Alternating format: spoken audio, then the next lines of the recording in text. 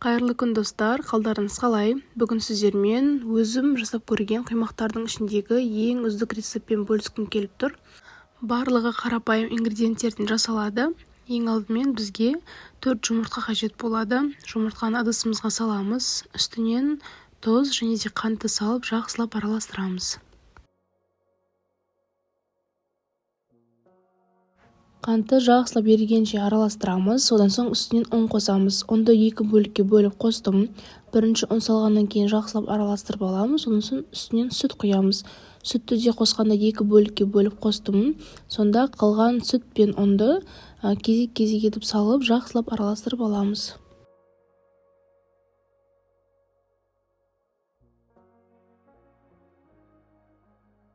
Ұн мен сүтті қосып, жақсылап араластырып алғаннан соң үстінен қайнаған су құямыз. Қайнаған суды қосып, араластырамыз. Ішінде ешқандай ұнның түйіршіктері қалып кетпеу керек. Соңында сұйық май қосатын боламыз. Оны да жақсылап араластырып аламыз. Сонда бізде осындай сұйық масса пайда болады.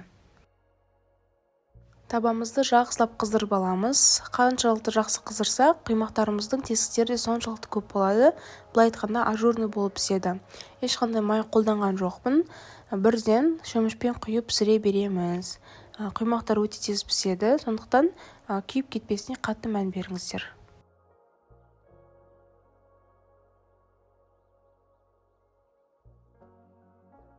Құймақтарымыз пісіп бір-бірінің үстіне орналастыратын кезде ара-арасына осылай сары май жағып отыруымыз қажет, себебі бір-бірлеріне жабыспай жұмсақ болып тұрады.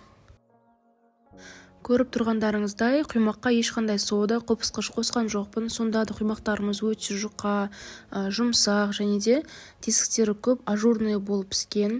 Егер де сіздерге менің видеом ұнаған болса, болмаса менің видеом рецептімен пісіріп көргендеріңіз болса, міндетті түрде лайк, комментария басуды ұмытпаңыздар, және де менің каналыма тіркелуді де ұмытпаңыздар, себебі маған ол өте маңызды болып келеді.